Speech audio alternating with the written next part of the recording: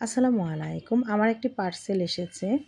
তো পার্সেলটার ভিতরে কি আছে বা কে পাঠালো, কোথা থেকে পাঠালো সেটাই শেয়ার করব আপনাদের কাছে। আমার খুবই পছন্দের ফেভারিট একটি জিনিস সেটাই। তো দেখে সবাই নিশ্চয় বুঝতে পারছেন যে আসলে এটার ভিতরে কি।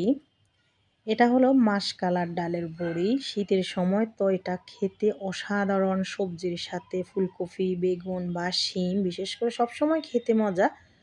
তবে শীতের সময় খেতে আমার কাছে মনে হয় যেন ভীষণ মজার এটি। আমার কাছে ডালের বড়িটা অনেক মজা লাগে খেতে। সবজি দিয়ে রান্না করলে, মাছ দিয়ে রান্না করলে সবজির সাথে আলাদা একটা ফ্লেভার হয় মাসকালার ডালের এটা। আর দেখতে কতটা সুন্দর হয়েছে, একেবারে পারফেক্ট একটি। তো আজ আমি কিন্তু এটি রান্নাও করব। যেহেতু পার্সেলটা একজনে খুশি করে পাঠিয়েছে, এটা আর আমি আজকে রান্না করে খেয়ে দেখব কেমন হয়েছে। আর কোথা থেকে পাঠাচ্ছে সেটাও আপনাদের সাথে শেয়ার করব। তো আমি এখন একটু এটি ঢেলে নিচ্ছি।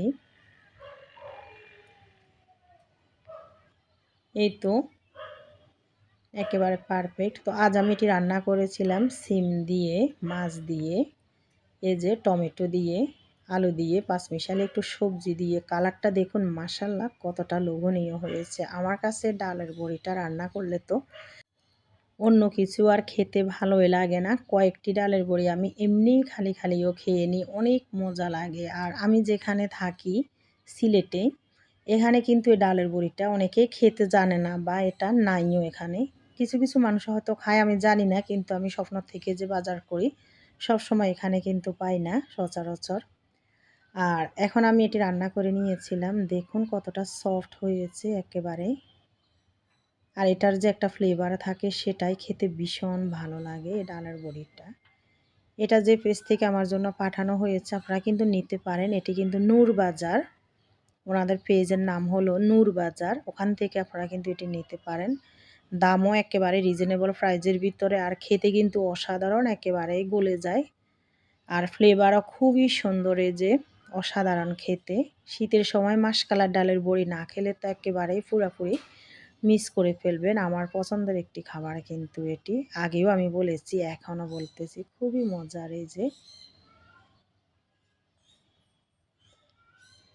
এটা আর কিভাবে এটি আমি তো সবজি দিয়ে, মাছ দিয়ে এটি রান্না করে খেয়ে থাকি। আর কিভাবে খাওয়া যায় এটি আমাকে একটু কমেন্ট বক্সে আপনারা বলে দিবেন যে এটি কীভাবে আরও খাওয়া যায় মজা করে। আমার কাছে তো এভাবেই ভালো লাগে, শুধু এভাবেই আমি খেয়ে থাকি।